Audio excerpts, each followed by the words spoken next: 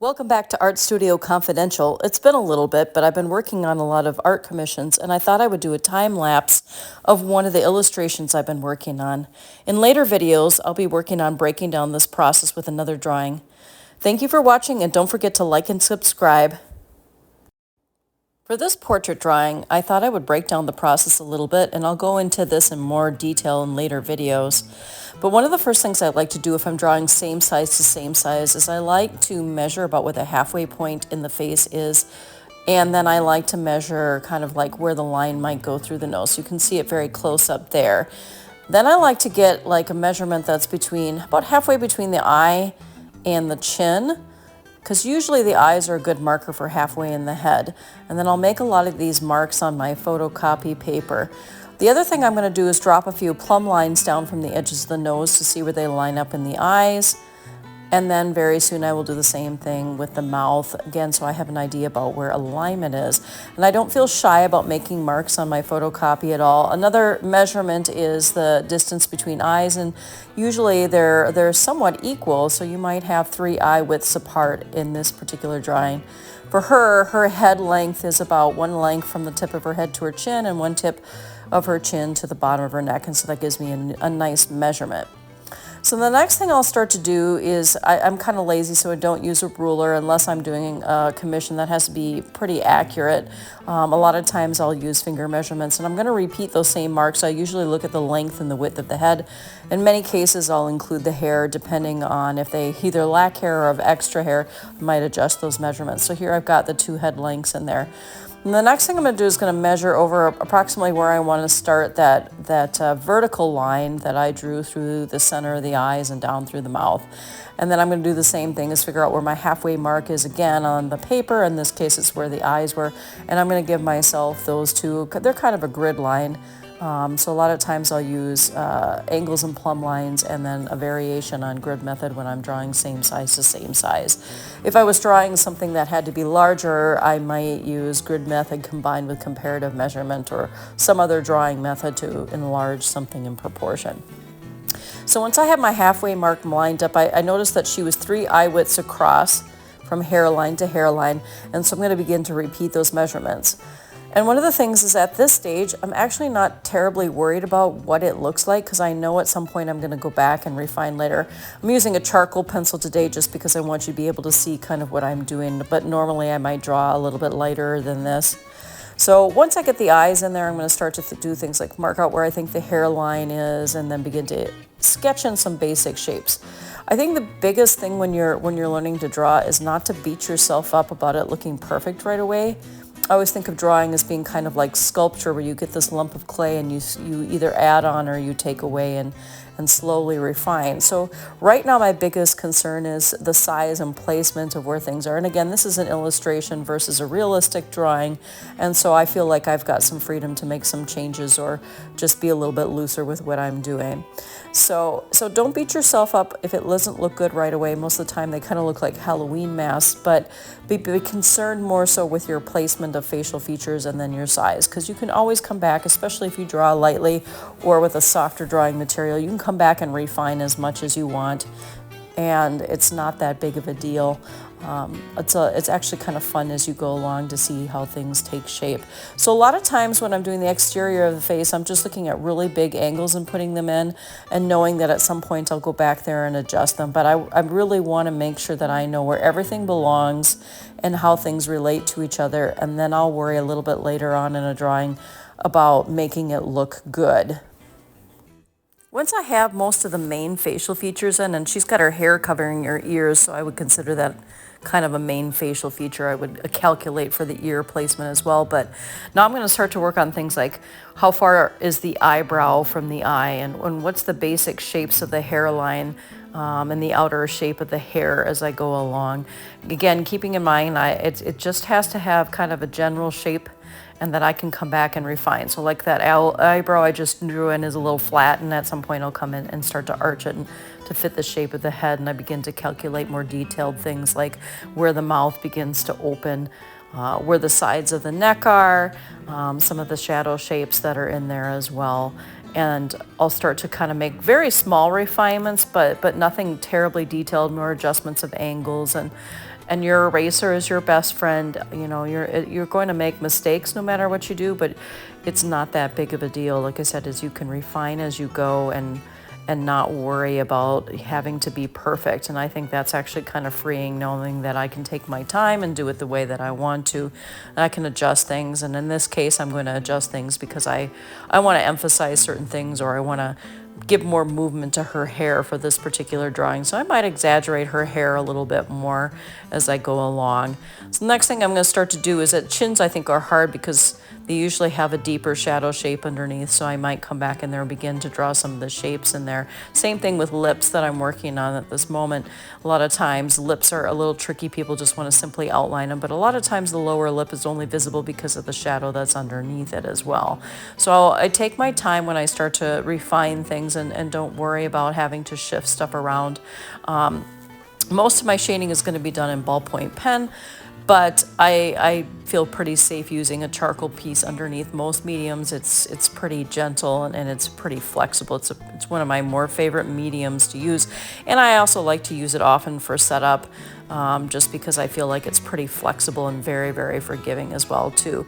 So the another thing that you'll see me right there is I'm actually drawing some of the shapes that are around the eyes, the shadow shapes. So a lot of people think about drawing just simply the object or the person that they're working on, but you can also draw shapes of shadows too, because if your shadow shape is correct, it's going to help give correct contour, three-dimensionality to whatever it is that you're drawing as well too. So I would say feel free to draw your shadow shapes in there and as you want, and the amount of detail, I think, really depends on the kind of person that you are. If you're a very detailed person, I think drawing lends itself to that. And if you're more of a free-for-all kind of person, I think it also can be flexible that as well. So I like that there's no one size fits all when you're drawing.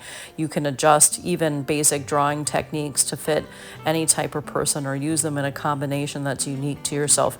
Now, one of the things I haven't pointed out yet is that you notice that I have this drawing upside down, and I haven't shifted it to the upright position. Now, this is one of my weird quirks. So a lot of times your eye gets used to seeing something from a very particular point of view, and so then we start to struggle about what we're actually seeing. So whenever I started drawing here, we're going to flip it here for a second, I always start it upside down so that it forces me to kind of focus on shapes. And then I'll flip it right side up and see where things are off. So I'm looking at the jawline needs a work, and her mouth definitely needs some work. So then I'm going to flip it back upside down and look, and you'll see how I'll start to slowly refine it as I go. So I will probably, for the majority of most of my portrait drawings, continue to draw them upside down, again, only flipping it occasionally to see where I might need to make some adjustments. But it helps me to focus more on shadow shapes, or shapes of eyes, or shapes of nose, or where things are lining up. And then I tend to not beat myself up so bad if I don't think I'm perfect, or I don't think that I've got that shape exactly right. So it forces me to focus on what's actually there and not what I think is there.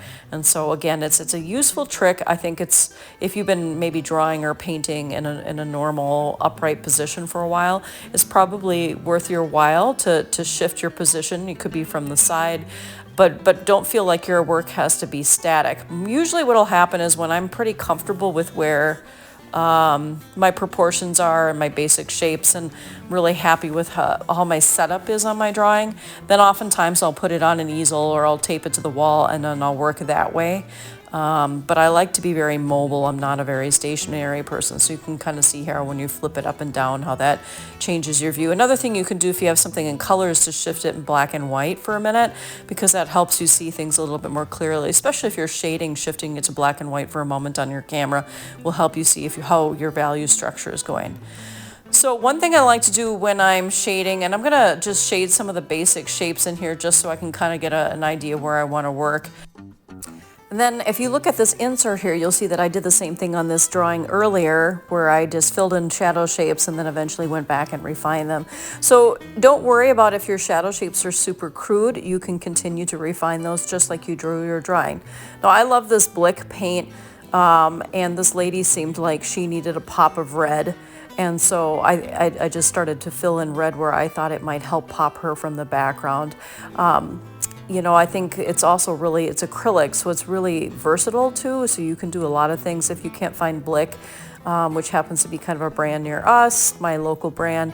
I like golden acrylics as well, but you can draw over them. You can do all sorts of things so they can be great in a mixed media piece of art. I used some colored pencil over the red that was on the bottom, and I used some of it in some of the little design elements, and then combined some colored pencil and some ink in there as well too. So like I said, it's like you can do whatever you want with a drawing. I mean, that's kind of the great part of it, is like it can be realistic, it can be abstract, you can be illustrative, you can be realistic, you can take a little bit of unreality and mix it with reality. So it's kind of whatever your mind wants to come up with too. And I don't think there's anything wrong with mixing your media. So I thought she needed some moths. I like this idea of transformation. So I kind of cut out some pictures of moths that I had and sort of played like a puzzle piece game, trying to figure out where they would fit best. And I'm not really committed to anything at this point in time, so I can kind of play with this and kind of decide what composition would make the most sense for what I'm trying to do here.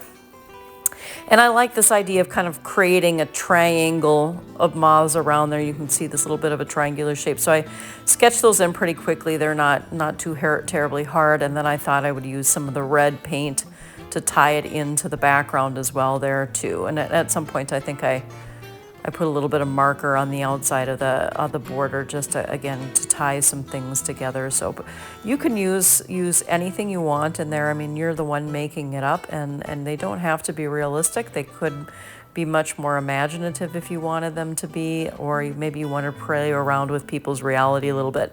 Totally up to you. So on her face, I'm using it's actually that same cruddy ballpoint pen that I had before. It's kind of funny. If I choose to shade in a ballpoint pen instead of a graphite pencil, I really love cruddy, nasty ballpoint pens, like ones you pick up at doctor's offices or the bank when you go out to fill things. And they always have free pens there to sign paperwork. They're not the best pens and they don't last for very long, but they're really great for shading because the ink doesn't flow as nice as like a gel pen. So you can actually get light and dark shading like you would with a graphite pencil. Today I'm going to shade just a little bit rough just because I just want a more inky feel to it, even though I'm creating these shadow shapes too. So, if you're more to the side on the ballpoint pen, and if you have really low pressure, you can do some very, very light shadow shapes. And then when you want to kind of get into some other things, you can definitely push a little harder to get some darker values. So I thought that, the paper itself was kind of a nice middle value. And so I thought I'd use the paper as part of the skin tone. And colored pencil works really good on this particular paper, so I use that just to create some lighter tones within the skin tone there and some highlights in there. Now, generally, one of the things I see people do when they're putting highlights in is that they'll throw a lot of white into the whites of the eyes, and they tend to look a little ghostly. And I know whites of eyes look white, but there's actually a lot of different grays and blues and things that are going on in the whites of the eyes. So I'll tend to use it only where there's a highlight, the brightest highlight in the eye, and then I don't really use it to color in the whites of the eyes. I kind of like that skin tone on the paper there. It just makes it kind of sit in the head a little bit better, and it doesn't look so bulgy.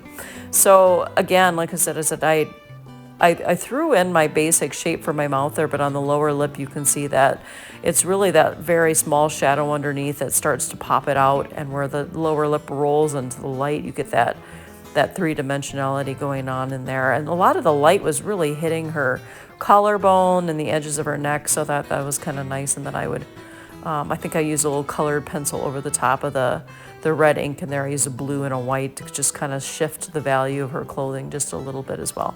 Now I'm going to push a little harder and use the side of that ballpoint pen so I can get some of those darker shadows. And like I said, I think it's great that you have this everyday thing that's sitting around you. You find it in every junk drawer. You find it in places for free, and it's so easy to carry around and so accessible, but you can make really great drawings with something that's simple. I think it's really great to have fun tools. And when I'm post the video, I always put links to tools I use, because we all are kind of a little bit of an addict when it comes to art tools if you love to draw.